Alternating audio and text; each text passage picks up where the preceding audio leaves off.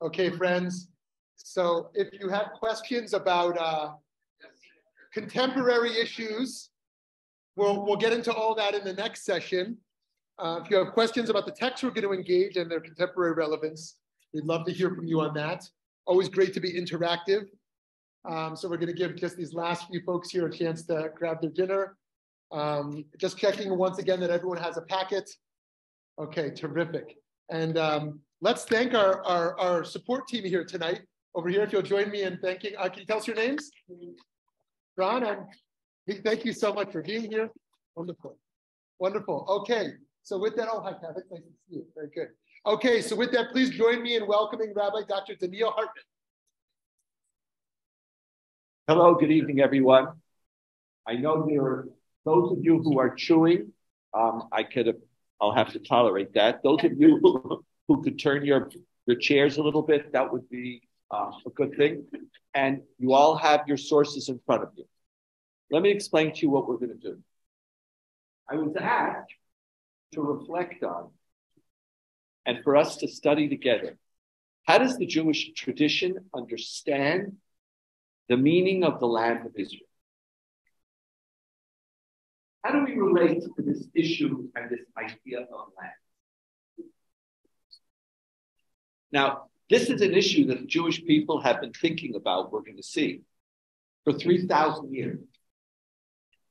From the first moment that our story starts, we start thinking about the meaning of land. It becomes even more critical, not merely as we return to the land, and it was critical for Zionism. It becomes especially critical post-1967, when the issue of the importance of the land is juxtaposed with other values. How important is the land? How important is peace? How important are rights? What is more important? What is not important? So this 3,000-year-old idea that we've been thinking about is actually one of those central issues in contemporary Israeli life. Even, and we're not talking about this today, even the issue of the reform of the judiciary for a not insignificant segment of Israeli society, the Supreme Court becomes the enemy because it did not stop the withdrawal from Gaza. A major part of the issue is the Supreme Court on my side or is it the enemy? And once it allowed the relinquishing of Jewish control over part of the land of Israel, it became an institution that we have to curtail. Now, all of that is just to serve as a framework, and we're going to leave that aside now. Now, when the Jewish people are given a name, we're called the people of the children of Israel, but the people of the book. People of the book. People of the book speaks to an identity that's disconnected from space. People of the book is a people who can transport themselves anywhere, just like you could transport a book. We are a people defined by a book, people defined by a land, by an idea, not a people defined by a space. Now, this was one of the calling cards of the Jewish people. Oh, I'm walking around and I'm forgetting. I'm supposed to stand right here. I was getting carried away with myself. Sorry, whoever is going to see this in the future. My apologies. I'll try to be more contained. Here. Got it. Something very powerful about people, being a people of the book. And when you look at Jewish history, our story is a story of a people who survived and thrived because we were the carriers of ideas. We weren't the most powerful. We weren't the wealthiest. We stood for something. We didn't stand somewhere. We stood for something. And now we've become a people who, in addition to standing for something, also stand. Part of us stands somewhere. And so, how do we understand this idea of land? Now, anybody who teaches you texts makes choices. We choose which text to bring to you, and we also choose the order of the texts that we bring to you. And therefore, it is critical that you understand that any teacher, no matter how much they share with you sources, is profoundly biased. And I'm also profoundly biased. As I look, or as we begin this journey to talk about the significance of the land, it's important that we begin with a fascinating section in the book of Kings, source 2. In the book of Kings, Kings 1, chapter 8, the Bible tells us of the holiest place in the land of Israel, the temple. This is the story of the inauguration of the temple, the dedication of the temple. The Jewish people moved into Israel a couple of hundred years beforehand. They fought, they moved, they did. Finally, God gives permission to King Solomon to build a temple to God. They centralize the worship in one place, and that place is going to be the focus of the connection between God and the Jewish people. But at that moment, let's read this remarkable text together.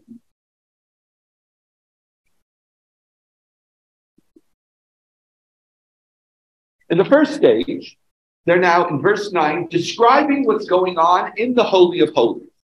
There was nothing inside the ark but the 2 tablets of stone which Moses placed there at Horeb. At the center of the Holy of Holies is the ark. What's in the ark? Just 2 sets of tablets, the broken one and the full one, which is a story for another time. When the Lord made a covenant with the Israelites after they departed from the land of Egypt, when the priests came out of the sanctuary, now why did they leave the sanctuary? Because as it's being dedicated, a cloud had filled the house of the Lord. Imagine, we're dedicating this temple to God, and the priests are inside and they have to leave because a cloud is permeating the room. Symbolizing what? Who's entering the room? God, right? God is beginning to take this space, and as God takes the space, we have to leave that space physically. It's not a conceptual idea. It literally is a physical idea. And by the way, this section is very consistent with much of the Bible, which sees God as having a physical form. It's only really in the Middle Ages that the Jewish people really eradicated the idea of any physicality to divinity. More influenced by Greek philosophy than by Torah. But when the priests came out of the sanctuary, for the cloud had filled the house of the Lord, and the priests were not able to remain and perform the service because of the cloud. And now, in case you didn't know, for the presence of the Lord filled the house of the Lord. And Solomon declared, the Lord has chosen to abide in a thick cloud. Here it is. Holy space, holy of holy. What makes this space holy? God literally resides there. And the land of Israel, within which the temple resides, is therefore a vessel in which God descends from earth and physically locates God's self. Now, this is the first part. And now comes the surprising section. After this, Solomon begins his famous prayer to God. As the temple is dedicated and the presence of the Lord fills the space, now Solomon turns to God and begins a conversation. And Solomon says as follows, "And now, O God of Israel, let your word, I pray you, be confirmed, which you spoke to your servant David, my father. Your word was to build a house for me." Solomon sees that God is now residing. Says, let that be fulfilled. Let this truly be your house. But now Solomon realizes that the notion of a house of God is actually a complicated and maybe even an incoherent idea. Why? But will God indeed dwell on the earth? Behold, the heaven and the heaven of heavens cannot contain you. How much less this house that I have built? Solomon realizes, I'm building a house to God, but is this really God's place? Is God really going to be residing here? The heavens and the heavens of heavens cannot be God's space. God transcends space. God is larger than space. Notice little footnote. It's not that God doesn't have a physical form. It's just God cannot be contained in a limited space. Yet, even though I know that Solomon says that physically this can't be your space, yet please God, have regard for the prayer of your servant and for his supplication. O Lord my God, to listen to the cry and to the prayer which your servant prays before you to this day, that your eyes may be, what here you're having a definition of holy space. You ready? It's not a place that God resides, but a place that your eyes may be open towards this house night and day, towards the place of which you have said, my name shall be there. Who is going to be in this house? No. Who? The word, I just read it. It's a hint. Your name, not you, because you can't be contained in a physical space. Your name will reside here. May you please watch this place so that throughout history, the idea of a holy place is not a place which contains the divinity. It is a place through which people can feel that they are connecting to God. So if I want to speak to God, what am I going to do? It's hard trying to relate to a God who's infinite and transcends space. Where do I turn? In fact, God is right here. God is as much here as God is in Jerusalem. It's all over the record. For people, the idea of a holy space is less a theological statement, and it is more a psychological statement. It's the place that you, people, direct your prayers so that you could feel that God is listening. Now, why am I starting here? This is a class about the land of Israel. The minute you take monotheism seriously, and as you progress in your monotheistic journey, the idea of holy space and holy land becomes problematic. I want us to think about the idea of the land of Israel in the context of monotheism. We're going to see, and maybe we'll even start there, that for some people, the land of Israel literally is the place where it's God's home, where God resides. Please turn with me to source 6. Just also a little trick. The reason why we dance between the order is that's the way I protect my intellectual property. You think you're going to teach this class according to this? You have no idea. So we mix up the, just joking. Okay. Leviticus 18 says as follows.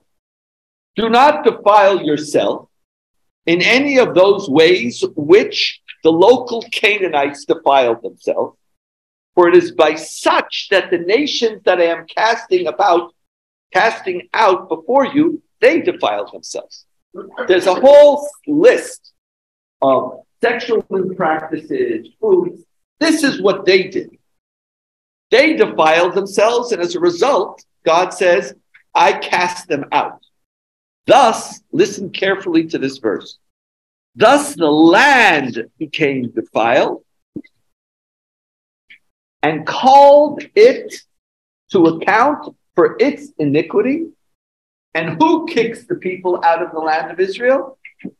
The land spewed its inhabitants. Not God, the land.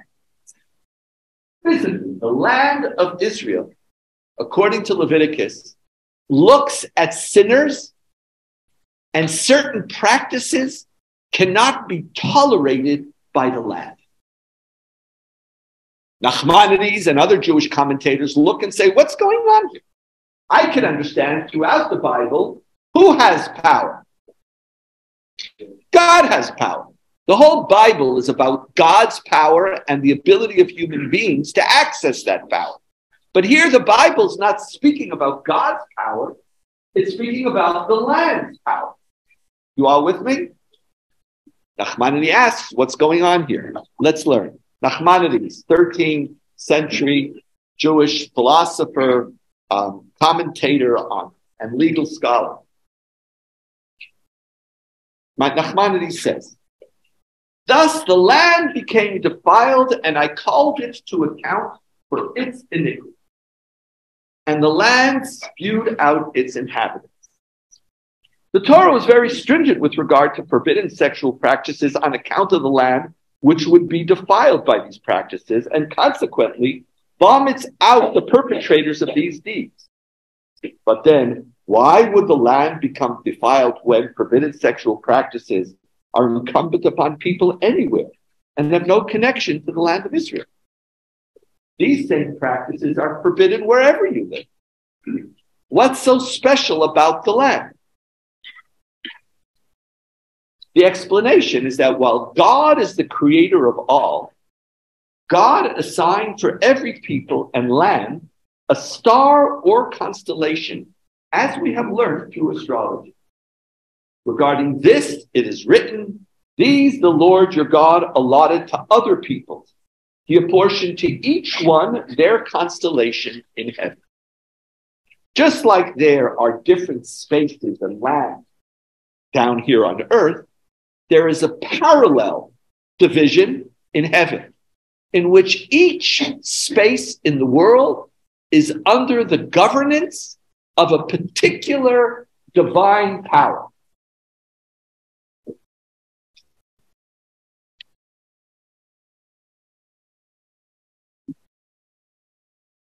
Now, God is the God of gods, the Lord of lords of the whole earth. But the land of Israel, which is the center of the earth, is God's portion designated exclusively to God's name.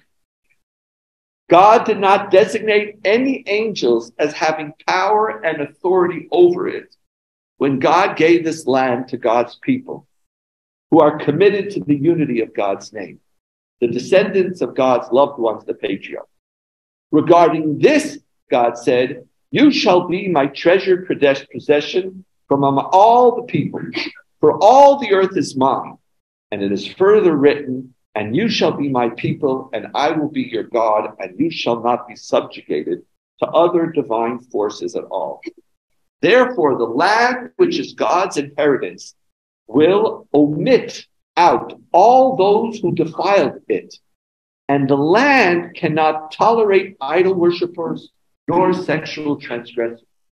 All of these, God said, do not defile yourself in any of those ways, for it is by such that the nations defiled themselves, and the land spewed out its inhabitants. One reading of our tradition of what land means. What is the significance of land? One reading, it does a riff on Solomon. It recognizes that God doesn't physically reside. They know that God cannot be contained. But the God, creator of the earth, allots demigods or angels or other forces to directly govern every space on earth with the exception of one. There is one space on earth which is exclusively governed without any mediation by God, God's self. And so the land of Israel, when we try to understand the significance of this space is a space which has a different set of rules. God indeed governs the earth, but through mediators, through intermediaries. This space is God. And as a result, it requires of you a different mode of behavior. This gets translated into Kabbalistic and Hasidic and numerous other doctrines, which define the holiness of the land of Israel, not in psychological terms. Not like Solomon, who says, it's kind of hard to worship a transcendent God. Give me a tool through which I could feel God listens to me. That's Solomon. To some extent, literally, this is the space which God watches closer than any other space. And as a result, the land itself has an inherent holiness. And and here's another move, if you care about God, what do you have to care about? The land. If you care about God, you have to care about the land.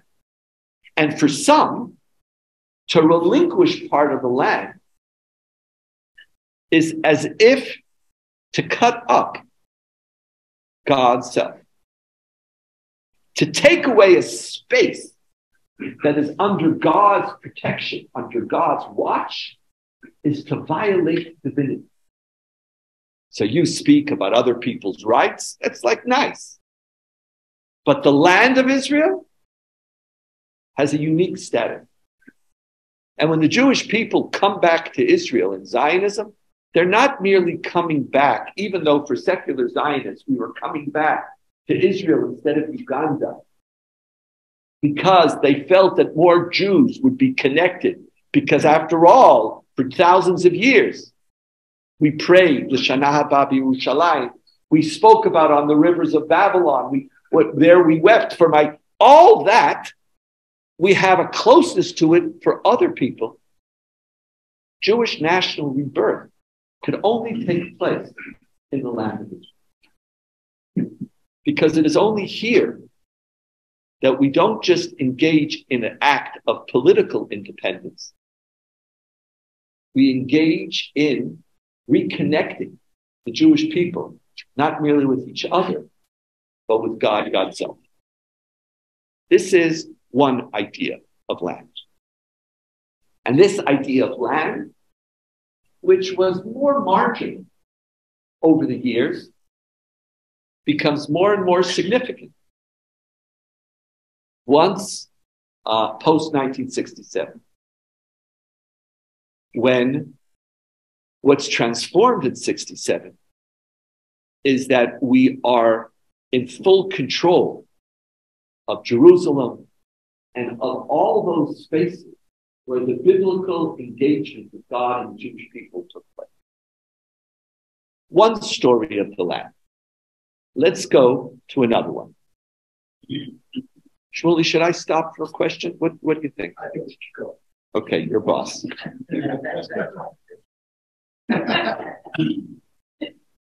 Formally, the story of the Jewish people and the land doesn't start in Leviticus, and it doesn't start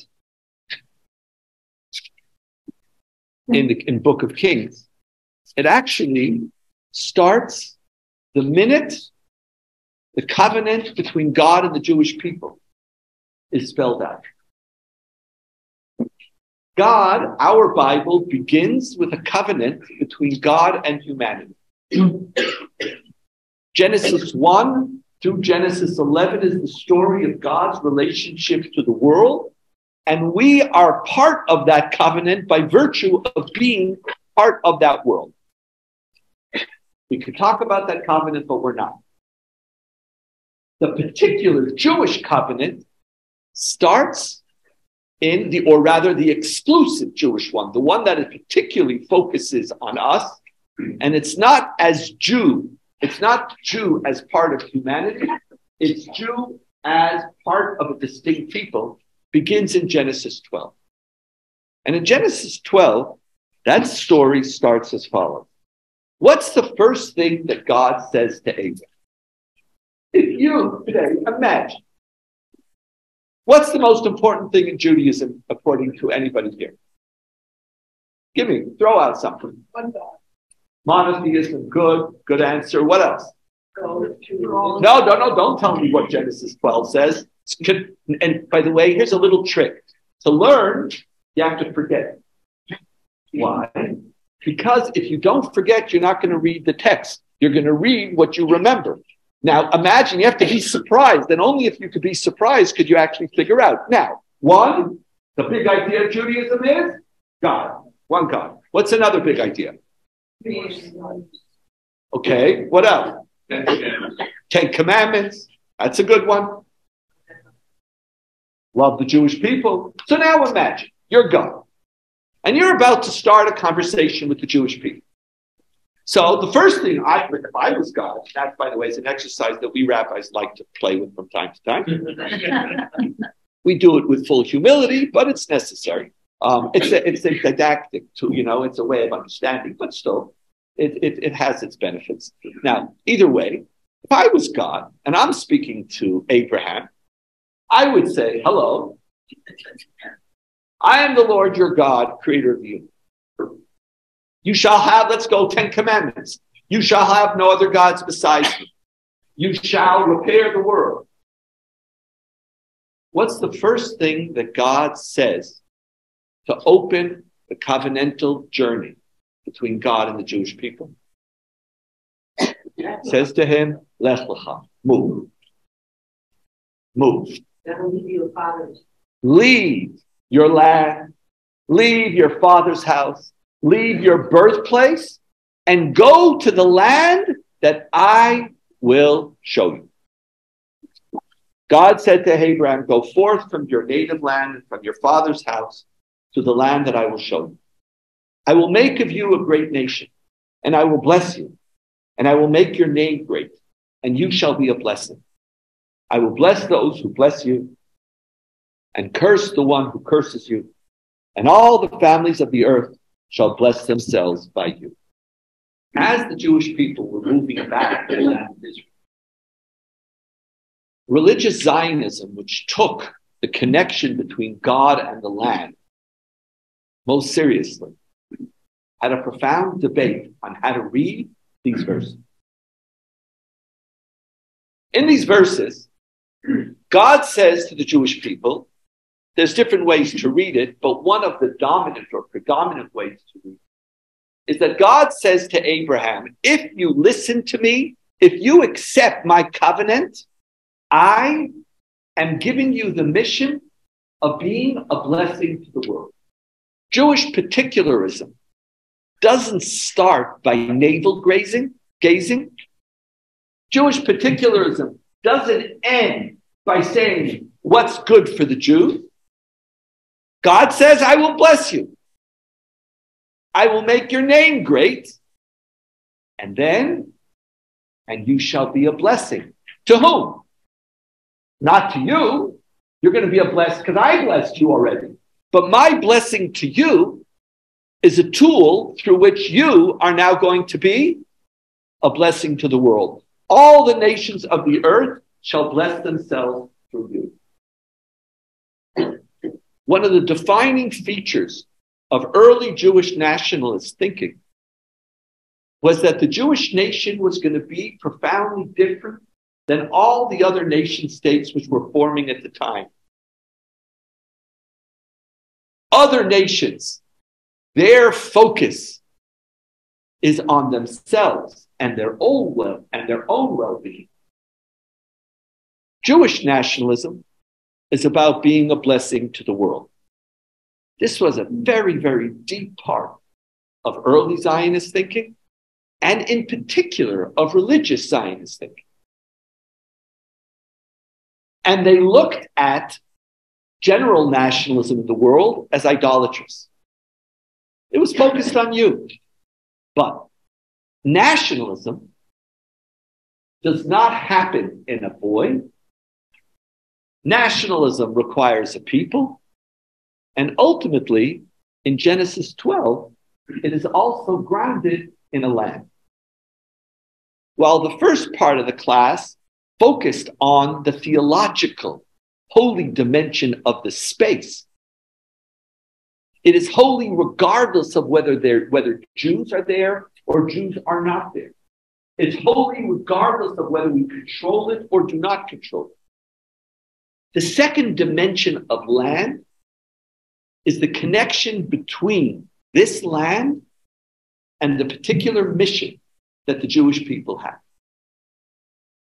One reading states that the Jewish story begins and can only begin in the context of the land. Without a connection to land, the Jewish narrative, and in fact, Jewish election does not begin. Only after you are in your land could God say to you, now I want something. That's one reason. And it's a subtle point, but it actually has remarkably significant consequences. The second theory is that Jewish nationalism does not begin with the land, it begins with the mission. The mission is to be a blessing. The land is a framework that is subservient to the mission. It's a vehicle that enables the actualization of the mission. But the mission is independent to it. And in fact, the Jewish people have a mission to be a blessing to the world outside of the land of Israel too. In the other reading, the mission comes after the land. The land is not merely a tool for expressing the mission. It is the framework through which the mission could even be conceived. Now, why is this significant? Because if the primary telos of Jewish peoplehood and Jewish nationalism is to be a blessing, then being a blessing is more significant than the land. And then you can have a conversation. To what extent does the land threaten my mission, or does it serve my mission? It's a coherent thing to talk about. The primary agenda of Zionism in Israel is to express its universal values. According to the other reading, the primary mission of Zionism is first and foremost to hold on to the land. You can't have a conflict between the land and my universal aspirations because there is no universal conversation unless you have a land. And as a result, I do not question or ever juxtapose land with a universal mission. Land always trumps. In the other meaning of the term.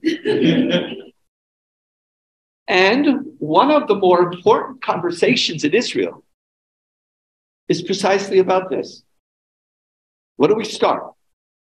For one segment, land is never questioned. There's never an argument about whether the land serves my purpose or not. The land is an objective unto itself.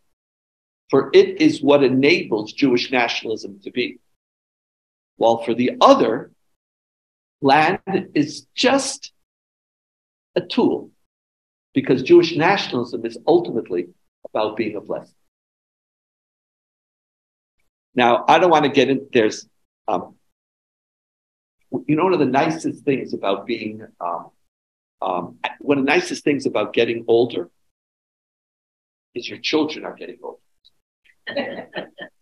And I'm blessed to have a daughter who's doing her Ph.D. I ordained her a number of years ago to do a Ph.D. in political philosophy.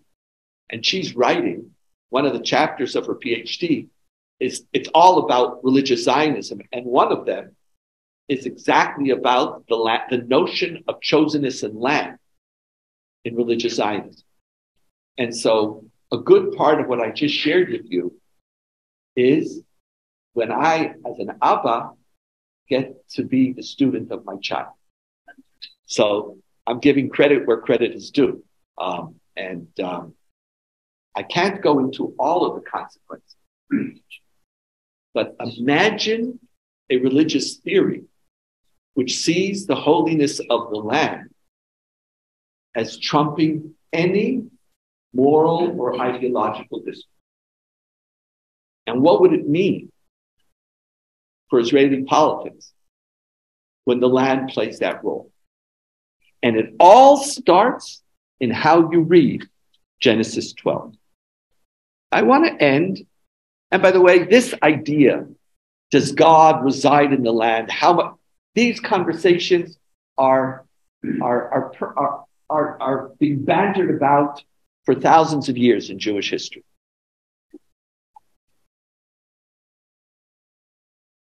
Come with me, please, to Ezekiel. Actually, we're going to do source 8 and 9, and with that, I'll do 8, 9, and 10. With that, I'll do. Let's start with 9. In the period of Ezekiel, the Jewish people go into exile. Now, it could have been that the act of exile is the act of the end of the relationship between God and the Jewish people.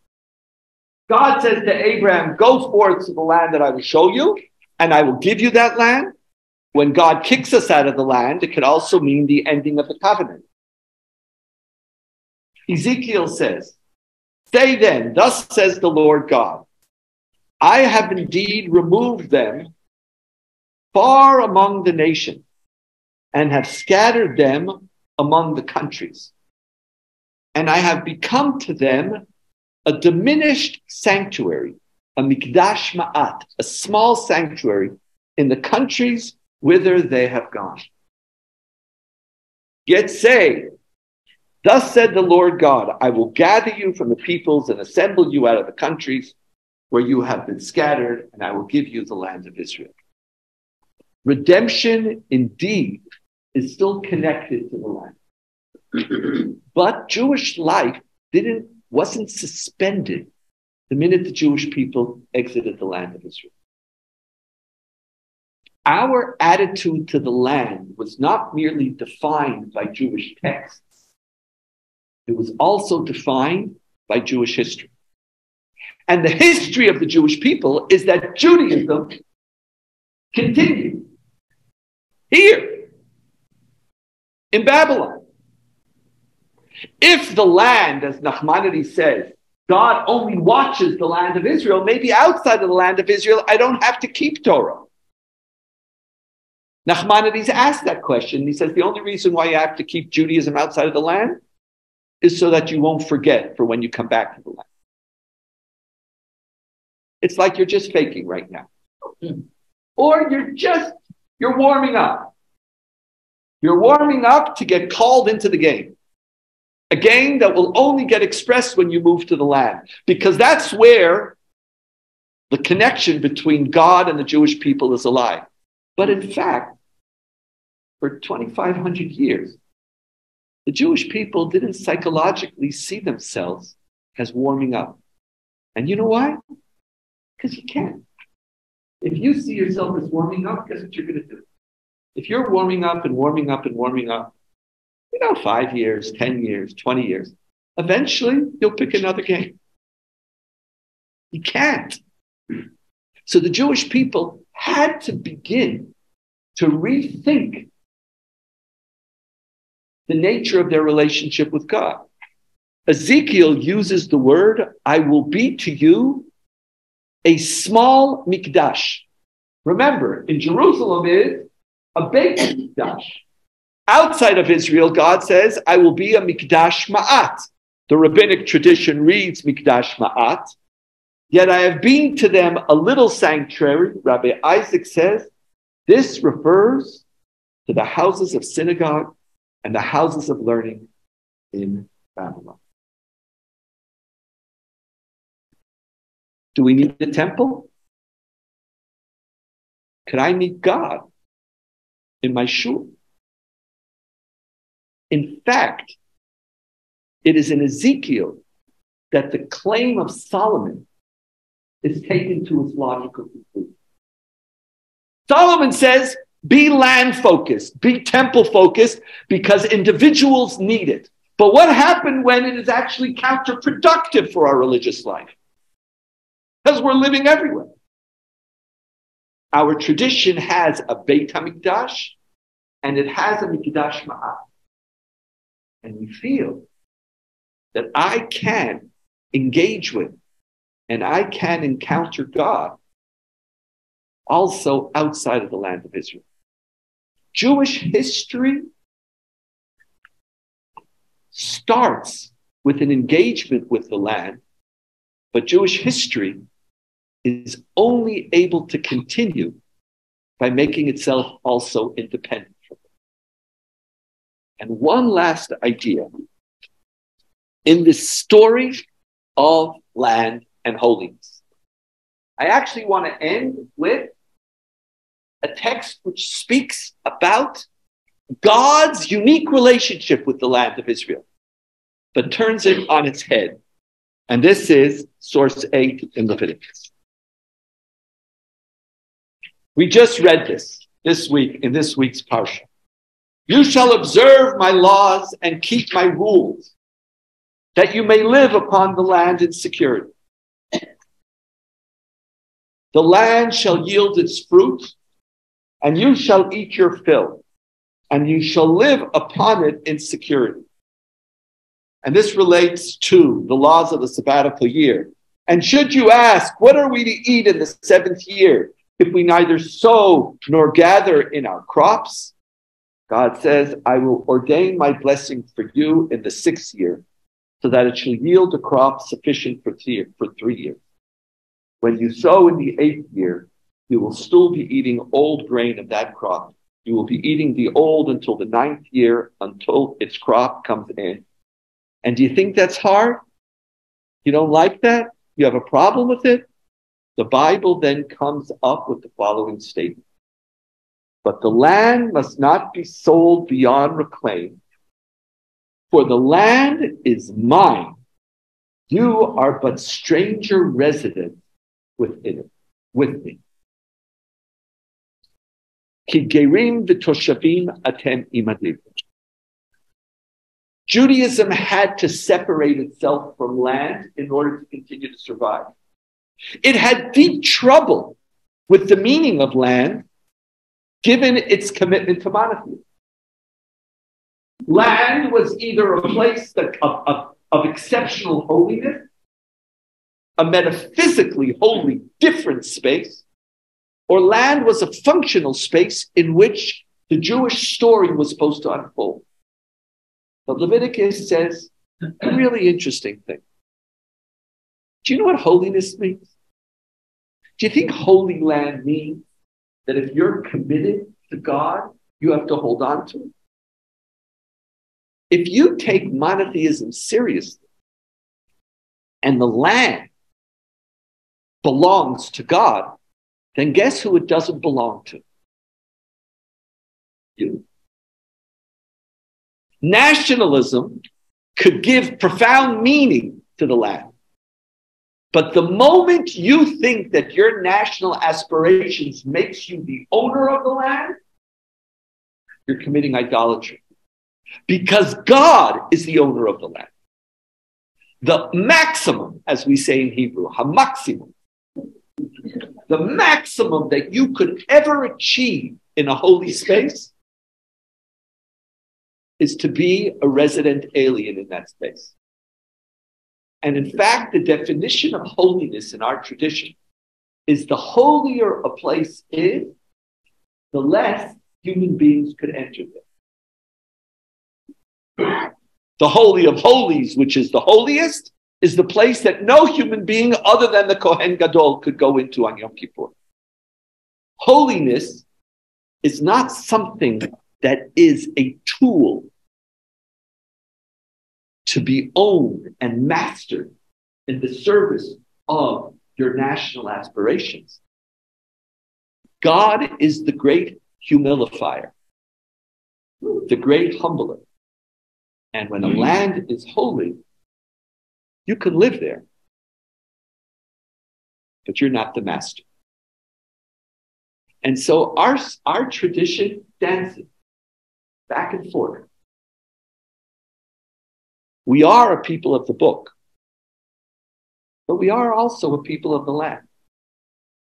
How being a people of the book and being a people of the land lives with each other is part of the story that I just shared with you. Thank you very, very much.